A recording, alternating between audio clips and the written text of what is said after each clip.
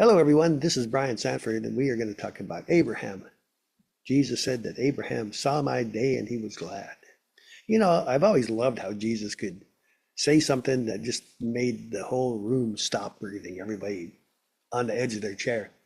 And one of those moments came in John chapter 8, and he told the Pharisees, "Your father Abraham rejoiced to see my day. He saw it and he was glad." And you can almost hear the gasps, the people, the Pharisees, they were thinking, and they even said, Abraham, he saw your day. That was thousands of years earlier. But Jesus wasn't joking. He was pointing back to the moment when faith looked across time and caught a glimpse of redemption before it ever happened. Abraham truly, truly, truly saw the day of Jesus.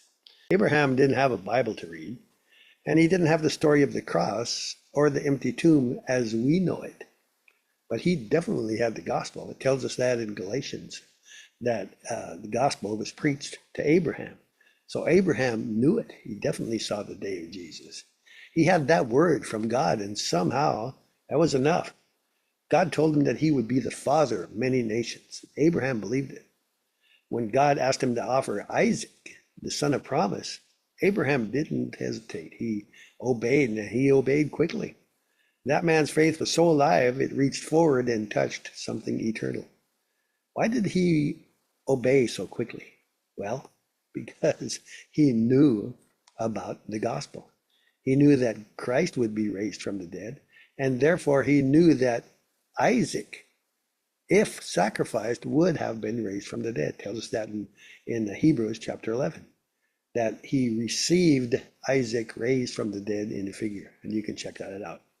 But faith has eyes, right?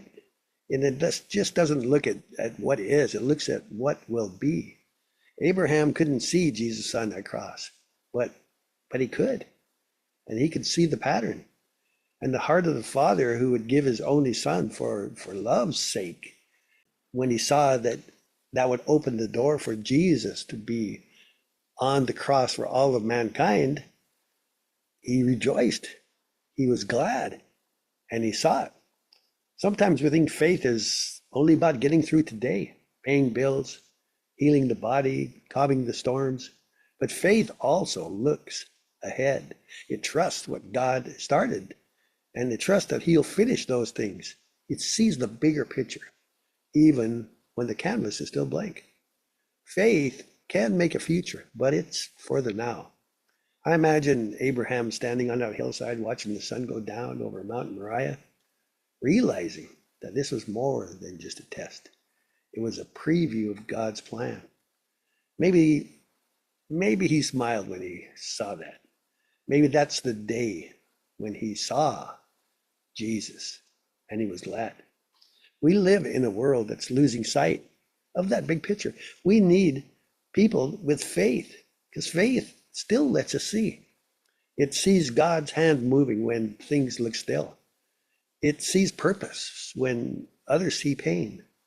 And it rejoices, not only because everything's easy, because it's not, but we know that who is writing the story will finish it, and will finish it in glory. So if your faith feels small today, take a lesson. Look at Abraham. Look ahead. God's not finished. His promises still stand, and the day of the Lord is still worth rejoicing over. Abraham saw the cross before he stood, and the resurrection before it dawned. And that same spirit lives in us.